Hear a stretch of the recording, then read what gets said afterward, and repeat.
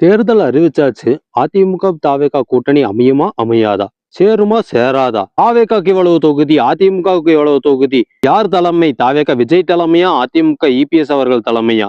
இந்த கேள்விகள் எல்லாமே தேவையில்லாதது. எப்படியோ அதிமுக தாவேகா சேர்ந்துதான் ஆகணும். கட்சியும் அதிமுக கூட்டணி தாவேகா கூட்டணி சேரும், இதில் எந்த ஒரு சந்தேகமே கிடையாது. 2026 எலெக்ஷன்ல மும்முனை போட்டி, 4 முனை போட்டி இப்படி சொல்லும் பொழுது திமுக கூட்டணி வலுவா இருக்கு, அதிமுக கூட்டணி வலுவா இருக்கு. தாவேகா இளைஞர்கள் படை, ரசிகர்கள் படை, தாவேகா விஜய் அவர்கள் புதுசா கட்சி ஆரம்பிச்சதுனால அவர் என்ன செய்ய போகிறார் அப்படின்னு ஒரு வாய்ப்பு கொடுக்க ஒரு மிகப்பெரிய கூட்டம் இருக்கு. இப்படி தாவேகாவும் நல்ல பலமா இருக்கு.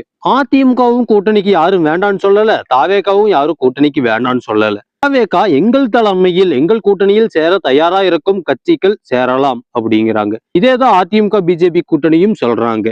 எங்கள் தலைமையில் எங்களோட சேரும் கட்சிகள் சேரலாம். இபிஎஸ் அவர்கள் அதிகாரப்பூர்வமா மறுப்பு தெரிவிச்சுட்டாங்க. நாங்க தாவேகாவை கூட்டணிக்கு கூப்பிடவில்லை, கூட்டணி பேச்சுவார்த்தைகள் நடத்தவில்லை. இருந்தாலும் கூட பிஜேபி கூப்பிட்டு பார்த்தாங்க, டெல்லியில பேசி பார்த்தாங்க. ஒரு சில கருத்துக்கள், வதந்திகள், தொகுதி பங்கீடுகள், நான் முதலமைச்சர் நீ துணை முதலமைச்சர், இப்படி பல பேச்சுக்கள் அடிபட்டுச்சு. இருந்தாலும் கூட ஓபிஎஸ் அவர்கள் வருவாருனாங்க, இபிஎஸ் அவர்கள் வருவாருனாங்க, சசிகலா அவர்கள் வருவாருனாங்க, டிடிவி தினகரன் அவர்கள் வருவாருனாங்க, விஜய் அவர்கள் வருவாருனாங்க, இன்னும் யாராரோ வருவார்கள் அப்படின்னு சொன்னாலும் கூட தேர்தல் முடிவு அதுதான் அதிமுக தாவேகா ஒன்று சேர்வதற்கான வாய்ப்பு. எல்லாருக்குமே தெரிஞ்சதுதான். ஒரு பெரும்பான்மையை நிரூபிச்சு ஒரு அரசு அமைக்க 117 பேர் 117 சீட்ல ஜெயிச்சு பெரும்பான்மையை நிரூபிக்கணும், இவர்தான் முதலமைச்சர் அப்படின்னு சொல்ல அந்த 117 தொகுதி பற்றாத பொழுது ஒருவேளை திமுகனால பெரும்பான்மையை நிரூபிக்க முடியல, அதிமுக கூட்டணியினால பெரும்பான்மையை நிரூபிக்க முடியல, தாவேகா கூட்டணியினாலையும் பெரும்பான்மையை நிரூபிக்கல, இது மாதிரி ஒரு தர்ம சங்கடமான நிலைமை வரும் பொழுது தமிழ்நாட்டுல ஏதோ ஒரு 2 கூட்டணிகள் சேர்ந்தாதான் ஆட்சி அமைக்க முடியும். அப்பொழுது திமுக கூட தாவேகா கூட்டணி சேருமா? நிச்சயம் சேராது. அதிமுக திமுக சேர்றது அது வரலாற்றிலேயே நடக்காது.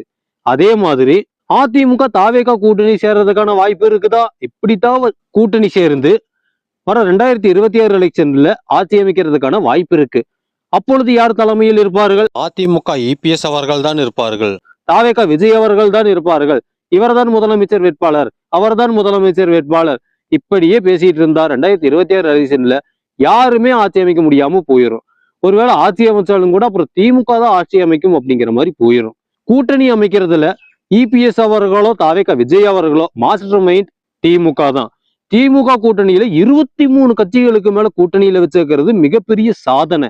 தமிழ்நாட்டுல இல்ல உலக அரசியல்லையே 21 கட்சிகளுக்கு மேல தொடர்ந்து 4 எலெக்ஷன்கள்ல எந்த ஒரு கட்சியுமே பிரியாம அணுகுனது திமுக கூட்டணி தான்.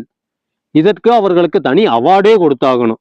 அதனால அதிமுக தாவேகா ஒன்று கூடியே ஆகணும்.